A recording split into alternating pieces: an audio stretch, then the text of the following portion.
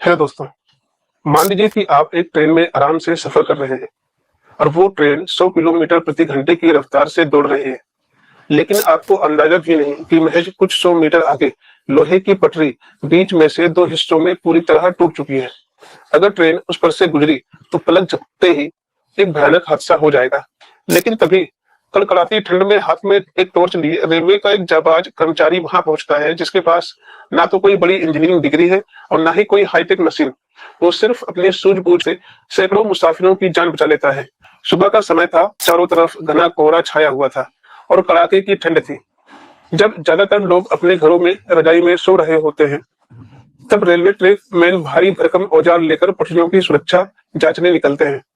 Infrastructure and disaster management के नजरिए से देखें तो भारतीय रेलवे में ये की मैन हमारी सुरक्षा की सबसे पहली और सबसे मजबूत दीवार है। उस सुबह भी अमरेंद्र कुमार अपनी रूटीन पेट्रोलिंग पर निकले थे। तभी अचानक कोहरे के बीच उनकी जासूसी नजरें लोहे की पटरी पर पड़ती है और उनका माथा ठनक जाता है। यहाँ शुरू होता है असली थ्रिल। अमरेंद्र कुमार ने जब घुटनों के बल बैठकर देखा तो ठंड के कारण लोहा सिकुड़ चुका था और पटरी के बीच में से पूरी तरह टूट चुकी थी। इतना बड़ा गैप था कि अगर ट्रेन गुजरती तो डिब्बे पटरी से उतर जाते। और सबसे बड़ा खतरा यह था कि ठीक उसी समय उसी ट्रैक पर त्रिवेणी एक्सप्रेस तेजी से मलिहाबाद स्टेशन की तरफ बढ़ रही थी। स्टेशन मास्टर को फोन करने या चाबी कसने का बिल्कुल वक्त नहीं था। एक एक सेकंड कीमती था। अमरेंद्र जी ने बिना एक पल गवाए अदम्य साहस का परिचय दिया। वो खुद अपनी जान की परवाह न करते हुए उसी ट्रैक पर सामने से आ रही ट्रेन की तरफ पागलों की तरह दौड़े। उन्होंने अपनी जेब से लाल झंडी निकाली और कोहरे के बीच उसे हवा में लहराना शुरू कर दिया। ट्रेन लोको पायलट ने जैसे ही कोहरे को चीरती हुई लाल झंडी देखी, उसने तुरंत इमरजेंसी ब्रेक मार दी। ट्रेन कड़कड़ाती आवाज के साथ ठीक उस टूटी हुई पटरी से महज कुछ 100 मीटर पहले आकर रुक गई।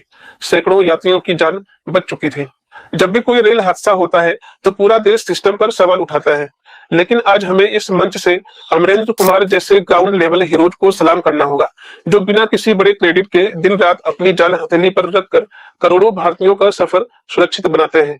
यह कहानी सिखाती है कि अपनी ड्यूटी के प्रति 100% ईमानदारी ही सबसे बड़ा डिजास्टर मैनेजमेंट है। दोस्तों, क्या आपको नहीं लगता कि रेलवे के इन गुमनाम हीरोज को भी देश के बड़े बड़े वीआईपी पुरस्कारों से सम्मानित किया जाना चाहिए? अपनी राय कमेंट में जी हाँ या ना लिखकर जरूर बताएं। और समाज के ऐसे ही छुपे हुए हीरोज और प्रशासनिक कहानियों के लिए द राहुल शो को सब्सक्राइब करें।